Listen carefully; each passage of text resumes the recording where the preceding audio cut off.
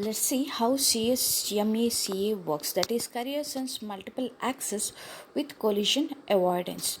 It is basically invented for wireless networks.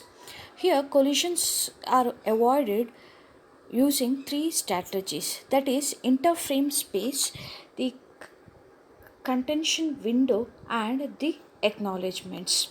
So, first we will see what you mean by interframe space or IFS.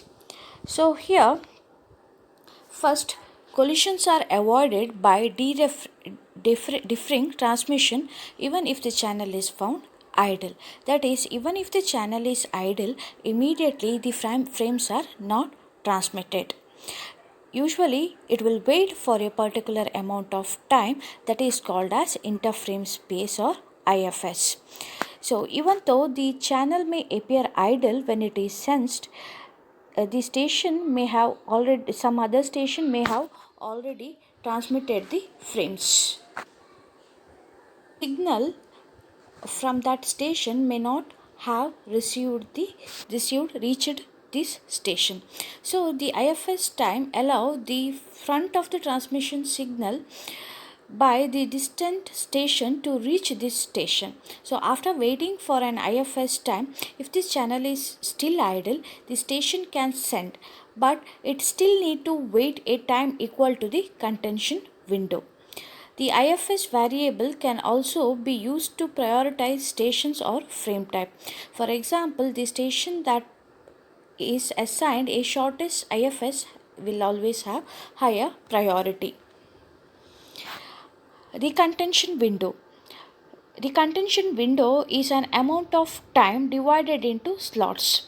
A station that is ready to send chooses a random number of slots as its waiting time. The number of slots in the window changes according to a binary exponential backoff strategy.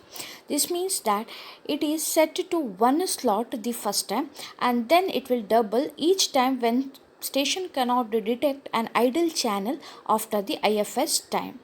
So the contention window is that the station need to sense channel after each time slot. However, if the station finds a channel busy, it does not restart the process. It just stop the timer and restart it whenever the channel is sensed as idle. So here you can see the in the system, the station will continuously sense the channel if it is busy, and whenever it found it as idle, immediately it will not transmit. Instead of that, it will wait for some amount of time which is equal to IFS, infraframe space, interframe space, and then again if the channel is busy, then again it will wait for the size of the contention window.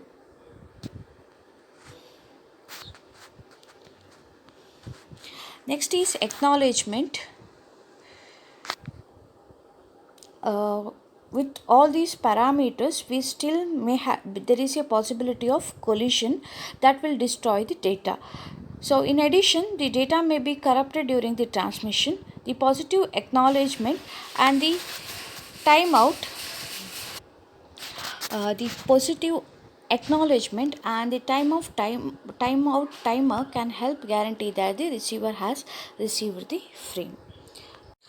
The figure shows the exchange of data and control frames in time. So before sending a frame, the source station senses the medium by checking the energy level at the carrier frequency. The channel then uses the persistent strategy with some backoff until the channel is found idle. After the station found the channel as idle, the station will wait for a period of time called as DCF interframe space.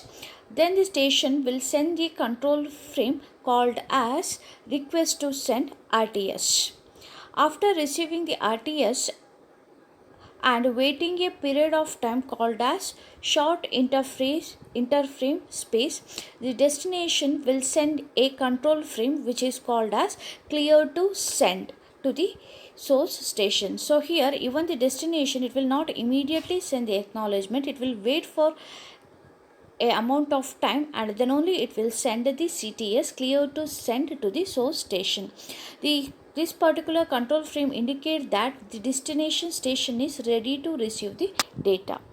Then the source will sends the data after waiting again for a amount of time equal to short interframe space SIFS. The destination station, after waiting an amount of time equal to SIFS, sends an acknowledgement to show that the frame has been received. So acknowledgement is needed in this protocol because station does not have any mean to check for successful arrival of its data at the destination. So here the lack of collision in CSMA CD is a kind of indication to the source that data have arrived. This flow diagram will show how CSMA CA will work. So initially K stand for number of attempt. Initially whenever station has frame to send, first it will set K is equal to 0, number of attempt equal to 0. Then it will sense the channel to check whether the channel is free. If it is false, it will continuously monitor the channel. Otherwise, if the channel is free, it will wait for a time equal to interframe space IFS, and after that time, then it will chooses a random number r between 0 and 2 to the power k minus 1 and uses the rth slot of the contention window, and then it will send the RTS request to send, and it will start its timer, and it will check whether CTS cleared to send from destination, whether it has reached before the timeout period. If it is received, it will again immediately it will not send, again it will wait for the amount of time set by IFS, and then it will start sending the frame. Otherwise, if the system is if the CTS is not received before timeout, it will go for the next attempt. So after sending the frame, again it will set a timer to check whether the acknowledgement is received before timeout. If the acknowledgement is received before timeout, it shows that transmission is successful. Otherwise, it will go for the next attempt. So K is increased into K plus 1, and it will check whether K is less than the limit. If it is greater, then it will abort the transmission. Otherwise, it will wait for the back off time, that is TB seconds, and then it will go for the retransmission by sensing the medium continuously. Again same process will repeat.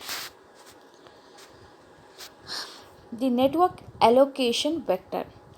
So how do other stations differ their data if one station acquires access, or how is the collision avoidance aspect of this protocol accomplished? So here the key feature is called as NAV, or network allocation vector. So when a station send an RTS frame, it includes the duration of time that is needed to occupy the channel. The stations that are affected by this transmission create a timer called as network allocation vector that will show how much time must pass before the stations are allowed to check the channel for idleness. So each time a station accesses the system and send an RTS frame, other stations start their NAV, or network allocation vector. The next one is called as collision during handshaking. That is, what happens if there is a collision during the time when RTS or CTS control frames are in transition, often what we will call as handshaking period. So two or more stations may try to send RTS frame at the same time. So then these RTS frames may get collide. Since there is no mechanism to detect collision, the sender will assume that uh, there has been a collision if it does not receive a CTS frame from the receiver. So here the backoff strategy is employed and sender will try again. The next problem is called as hidden station problem. So here the solution to the hidden station problem is the use of handshake frames, that is handshake frames are RTS and CTS. So we'll go to the previous figure what we have seen. So here you can see the RTS message from a B. So RTS message which is sent by A has reached B, but it is not yet reached C. However, both this B and C are considered as within the range of A. The CTS message which is sent by B, which contain the duration of transmission from B to A, is also reached C. So station C know that some hidden station is using the channel and refrains from transmitting the data until the duration is over. So this is called as hidden station problem. We'll see what you mean by controlled access.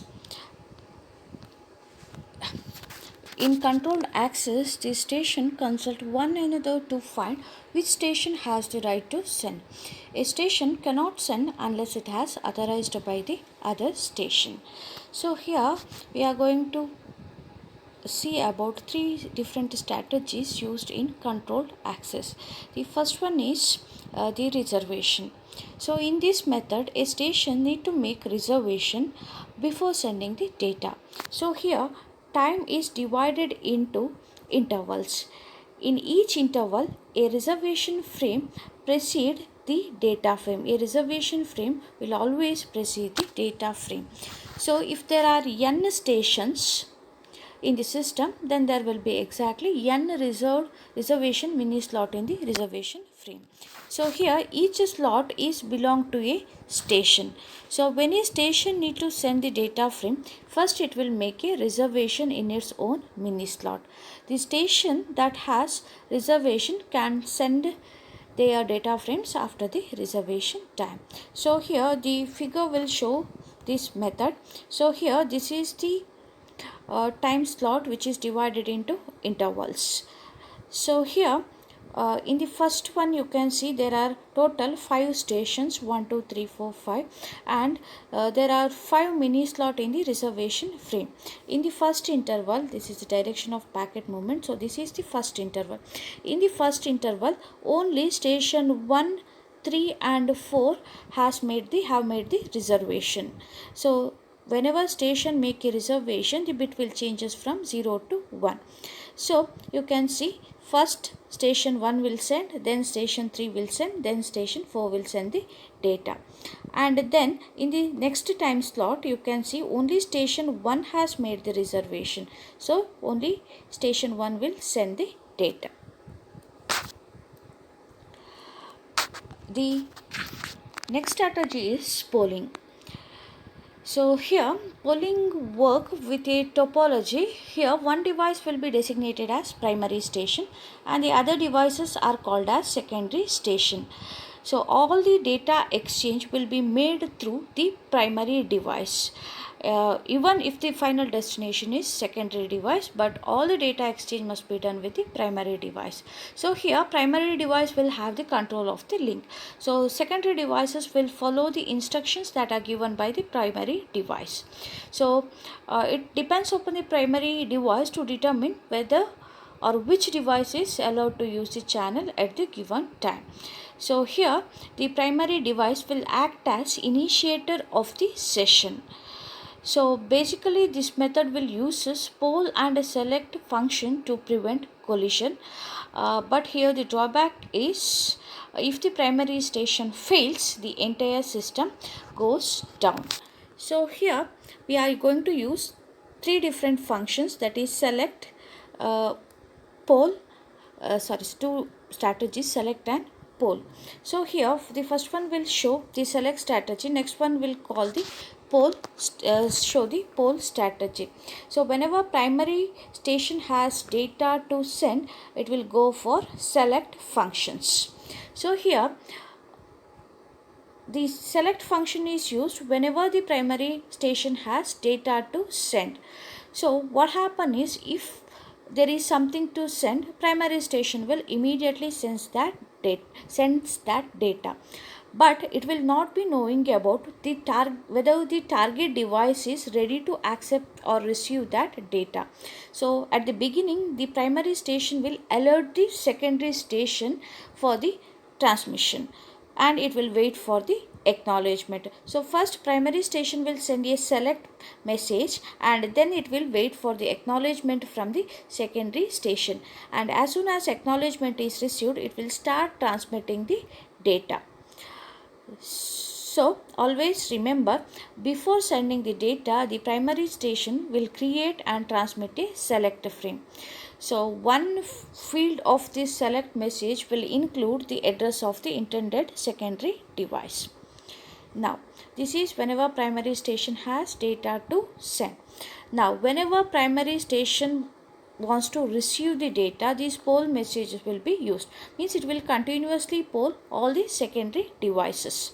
So the poll function is used when the primary device to solicit the transmission from the secondary device.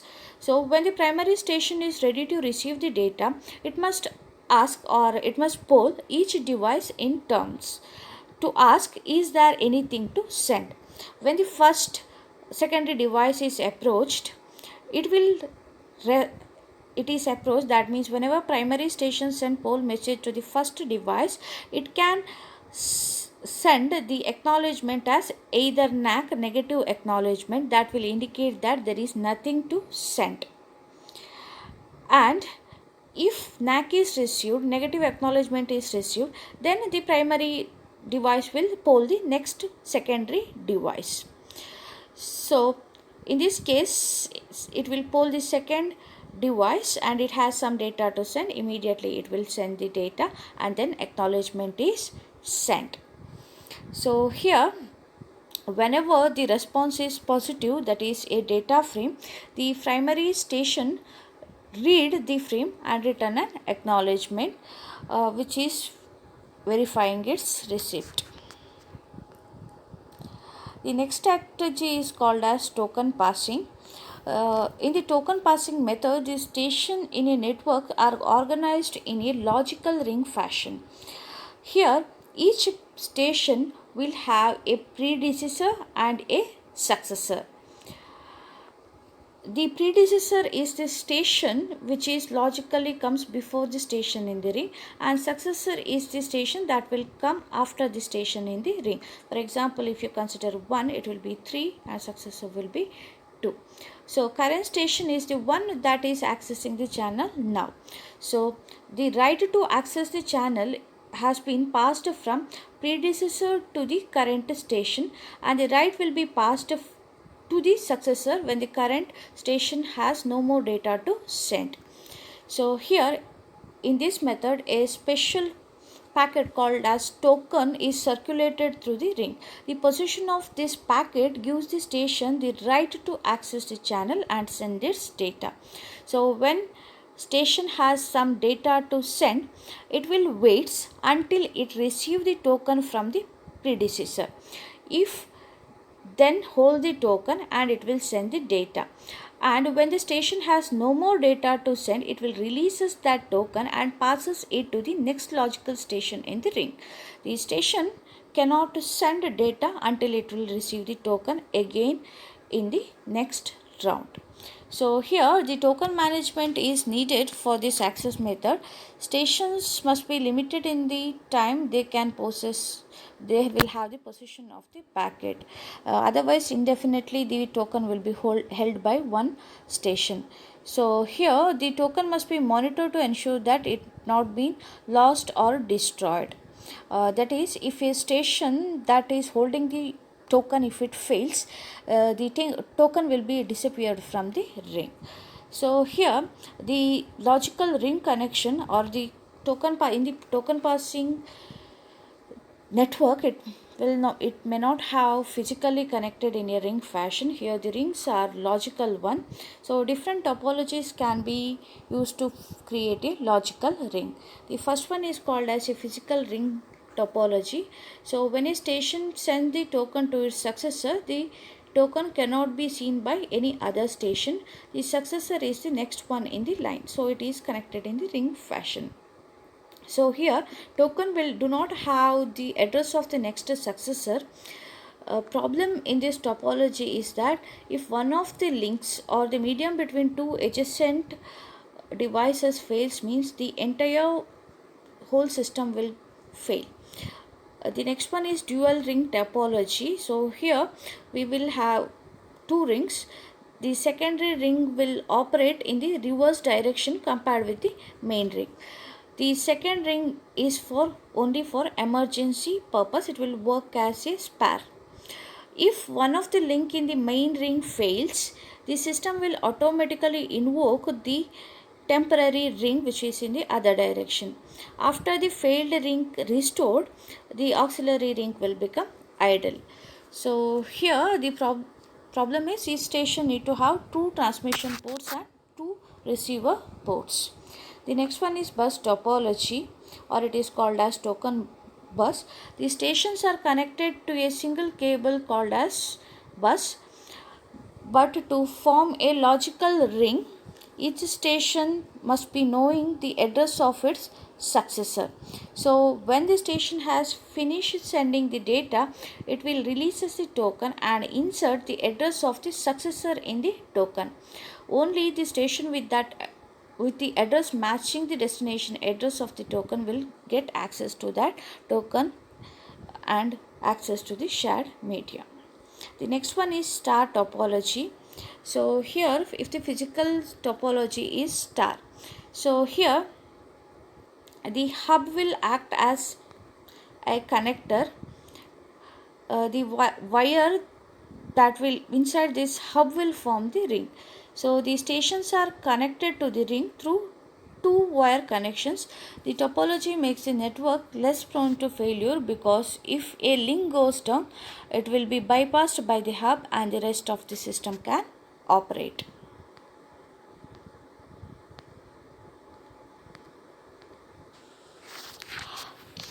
Channelization.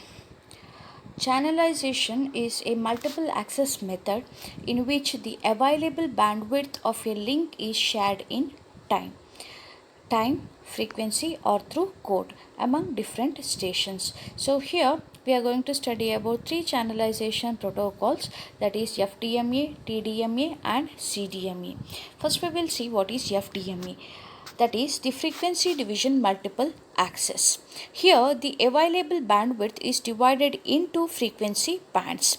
Each station is allotted a band to send its data. That is, each band is reserved for a specific station and it belongs to that station all the time. So each station also uses a bandpass filter to confine the transmission frequencies. To prevent the station interference, the allocated bands are separated from one another by a small guard band. The figure will show how FDMA is implemented. So here you can see the first station has reserved with this frequency band, second station is reserved with this frequency band. So for the entire duration of time, the specific frequency band is allotted for a specific station and it will same for 3 and 4. The next one is TDMA, the time division multiple access. In this, stations share the bandwidth of the channel in time. Each station is allotted a time slot during which it can send the data. Each station transmits its data in the assigned time slot. So here you can see each station is allotted with a time slot. It can send data only during that interval. So here the main problem with the TDMA is achieving synchronization between the different stations. That is, each station need to know the beginning of its slot and the location of its slot.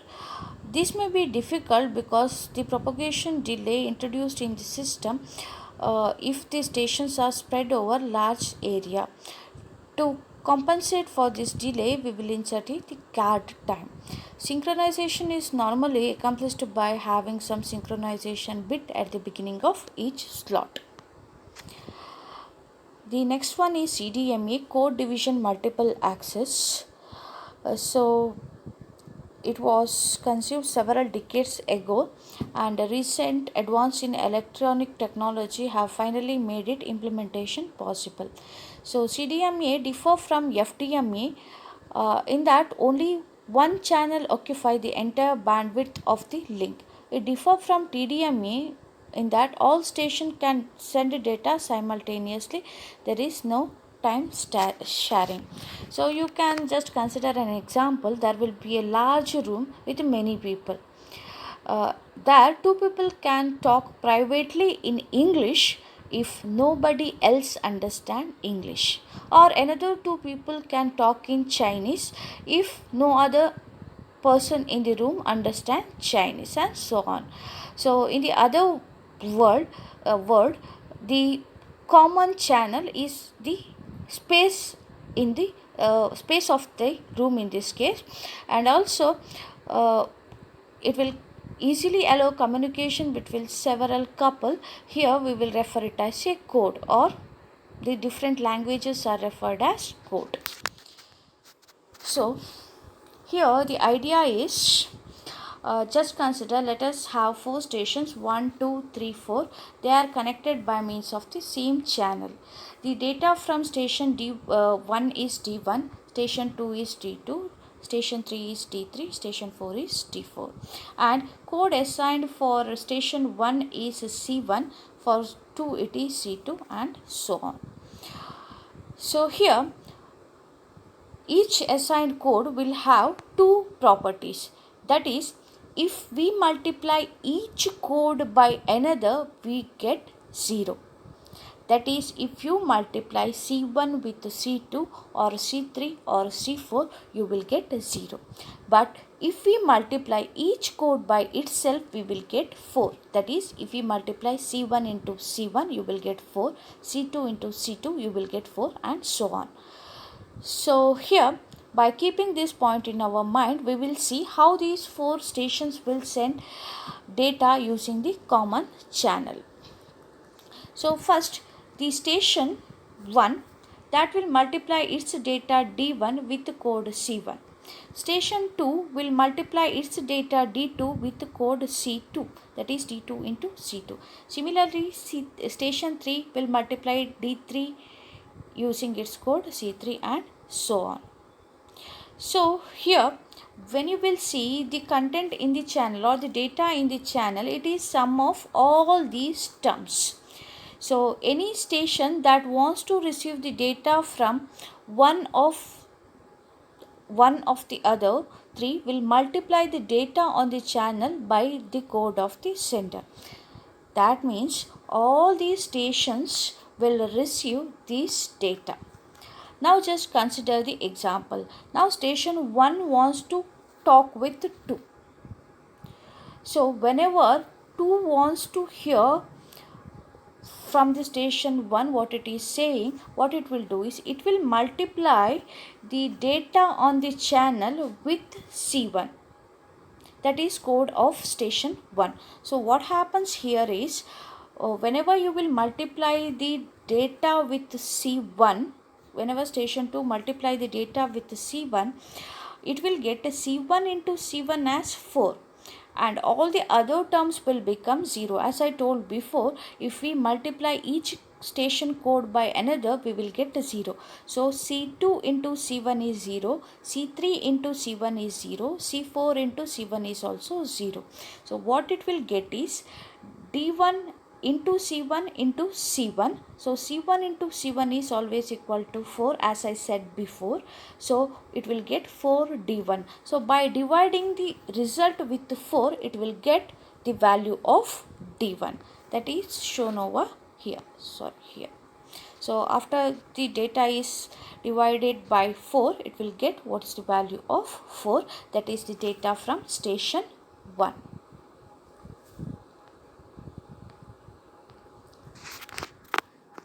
Is based on coding theory. So here each station is assigned with a code, which is a sequence of numbers called chips. So here we have already seen this is a code with respect to station 1, station 2, station 3 and station 4. But these codes will have some properties. That is, each sequence is made up of n elements, where n is the number of stations. So in this sequence you can observe each sequence is made up of n elements, that is n is the number of stations. There are 4 stations, so there are 4 elements. So if we multiply the sequence by a number, every element in the sequence is multiplied by that element. That is called as multiplication of sequences by a scalar.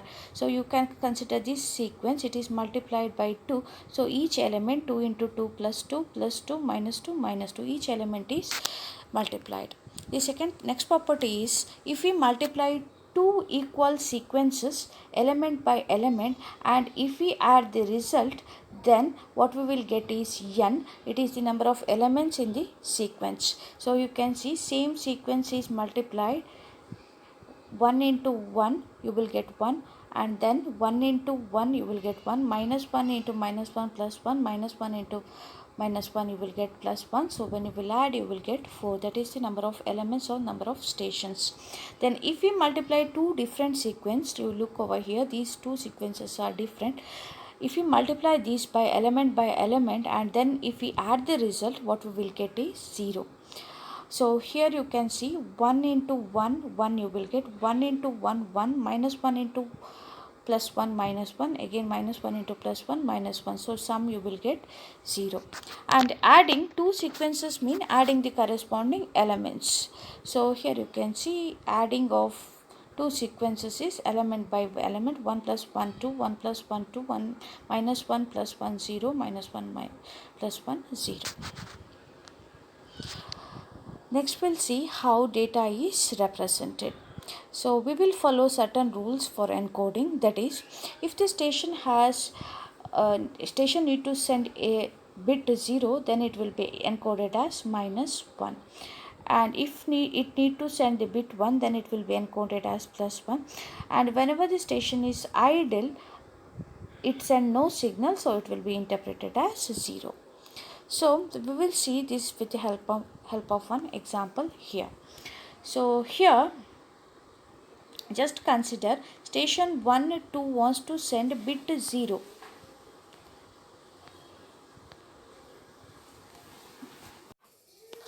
Here bit 0 is encoded as minus 1, and station 4 wants to send bit 1, which will be encoded as plus 1.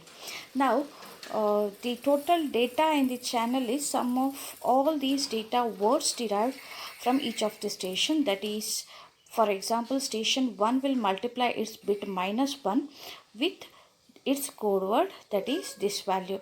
So resultant is sum of all these 4 stations, that will be this value, minus 1 minus 1 minus 3 plus 3. For the example, just consider station 3, which is silent for the time being, now want to receive the data from station 2. Now it wants to listen the data sent from station 2. What it will make is, it will consider the data in the channel, it will read the data in the channel and multiply it with the code word of station 2. So here station 2 code word is plus 1, and here there is a small change. So this is plus 1 is okay, second value is actually minus 1. So the code word is plus 1, minus 1, plus 1 and minus 1. So what it will do is station data and take this data and multiply it with the code word this value. So what it will get is the bit 1. Station multiply data minus 1 minus 1 plus minus 3 plus 1 with the code of the station 2, that is plus 1 minus 1 plus 1 minus 1. What it will get is minus 4, and when it is divided by 4 it will get minus 1. So here minus 1 represent the bit 0, which is sent from station 2.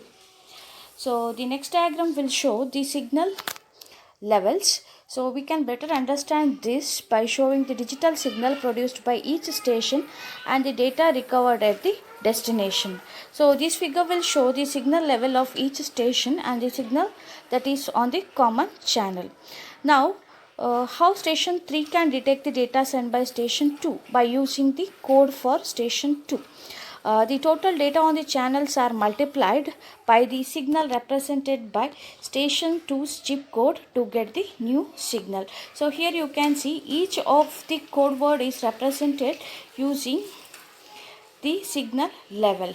So this is the data on the channel. So multiplying it by the chip code of station 2, station 3 will get the value as -4. When it is divided by 4, it will get value as 0. So this is all about MAC. Thank you.